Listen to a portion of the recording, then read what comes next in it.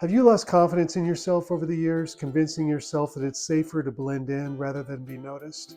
Keeping yourself small, keeping yourself unseen? Does this fear hold you back in your business, in your relationships, and possibly in the joy that you could be experiencing? It's like you've boxed yourself in.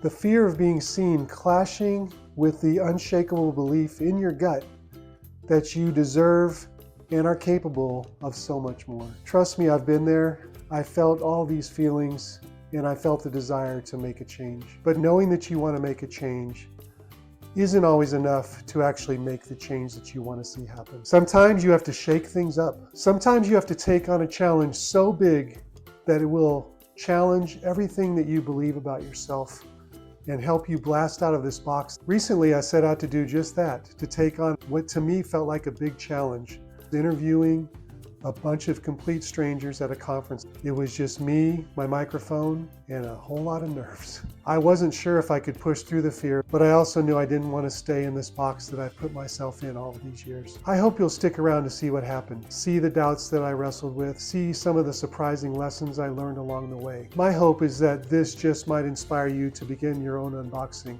and releasing yourself. Has anyone ever challenged you to do something that immediately gets your mind racing and your heart pounding? The thought of doing it terrifies you, but it also gives you a little bit of a thrill that maybe you're brave enough to do this and make it happen. Now, I'm not talking about death-defying feats like jumping off a cliff in a squirrel suit or riding a 50-foot wave. I'm talking more about a mental challenge.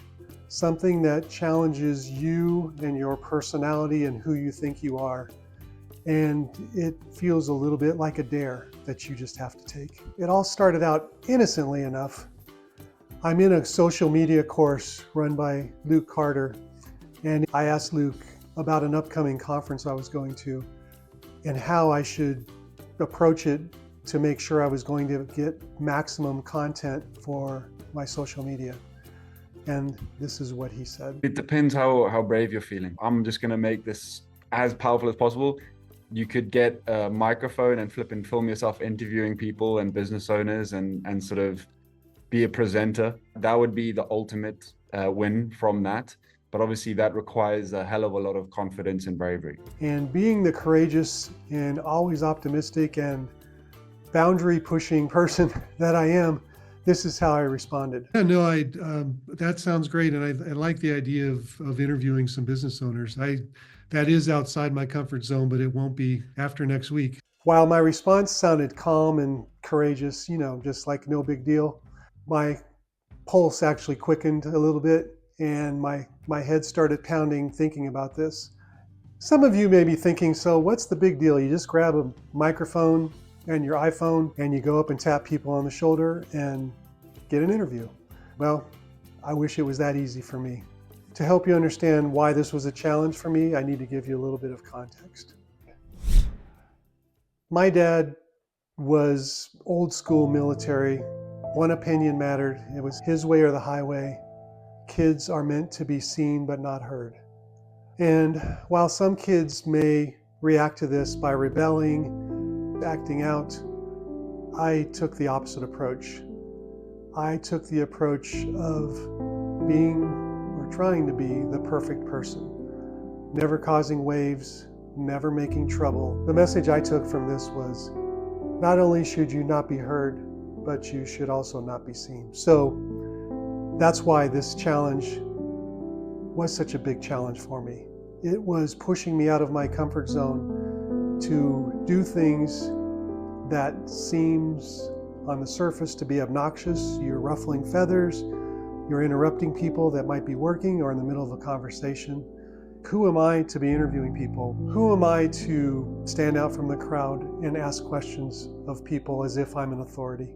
So now that you know my background, you understand why I realized that if I was going to succeed at this, I needed to come up with some ways to be able to ensure that this was going to happen, that I would follow through, not chicken out at the last minute, not rationalize my way into thinking that it was okay not to do this. I realized that if I was going to succeed at this, I needed to come up with some tactics. I felt in my core that this is something I had to do. Well, the first one was just visualizing myself being successful. Visualizing myself walking up to a complete stranger, possibly tapping them on the shoulder or saying, "Excuse me," and asking them for a minute of their time for a couple questions. So that helped me picture myself in the actual situation. But visualizing wasn't enough.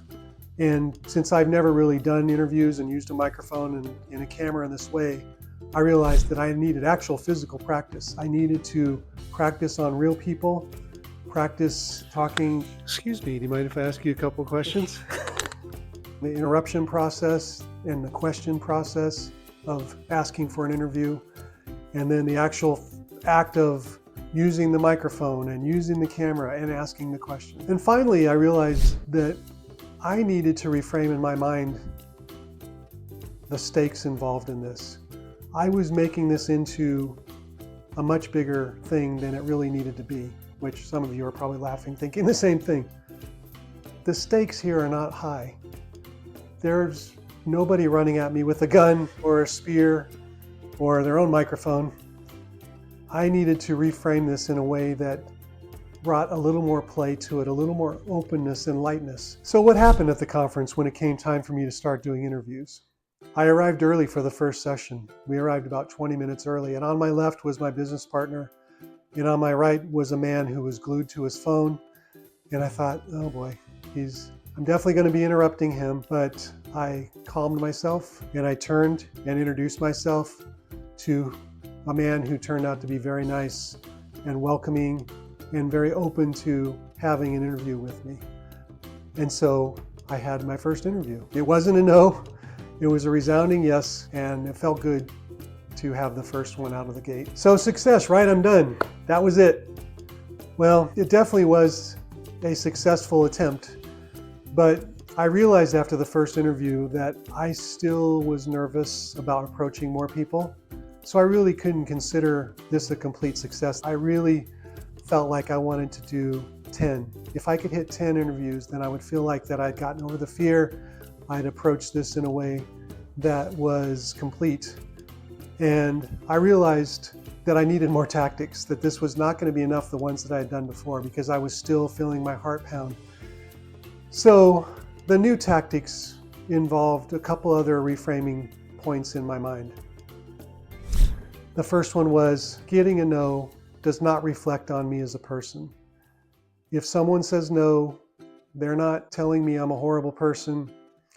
Maybe they're fearful of a camera and a microphone showing up in their face. The second was, in the spirit of play, I reframed in my mind that it was okay to get no's. Not only was it okay, it was actually good to get no's, because that means I'm handling no's with no problem, and beyond some of the no's were going to be a yes.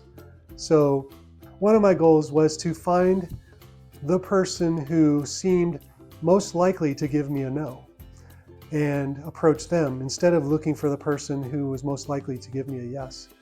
So I got a few no's out of the way, and what turned out is there's a lot of nice people out there. I tried to get some no's, and I did get some no's, but for the most part, people were very gracious with their time, with their understanding of me fumbling with my camera and my microphone. They were patient and they were open. Did I achieve my 10 interviews? I would love to be here and tell you that I did, but I didn't. Some of the interviews went long and only ended up talking with 8 people. Now, was this a complete success technically and from the standpoint of doing great interviews? There was definitely some failures. I set up the camera wrong plenty of times. I was not in the frame plenty of times. I didn't use the microphone correctly several times. On one of them, my nose is in the frame, but that's all that's in the frame. But you know what? I don't give a flip about any of that. Of course I want to get better mechanically, but that wasn't the point. And I don't really care if I ever publish any of the interviews. What I do care about is that I pushed through my discomfort. I took on a challenge that seemed daunting originally. I said yes with confidence when I didn't have confidence inside, but I figured out some tactics to help me build the confidence that I need. I can't tell you how many times I visualized going up and tapping somebody on the shoulder. On the airplane flying up, I just kept thinking it through, visualizing success, meditating on success, and expecting success. So it was a bit of a surprise that there was success, not really much of a surprise because I had prepared myself so well. And that's what I wish for all of you. If you're faced with a situation like this, if it's important to you, take it on as a challenge. Take it on as something that will help you grow. There's an old saying that says, "The treasure you seek is in the cave you fear to enter." Get the courage to enter those caves, and you'll be so thankful you did. There's growth, there's fun, there's opportunity, there's success on the other side of that terror barrier. So go out there and get it. Thank you.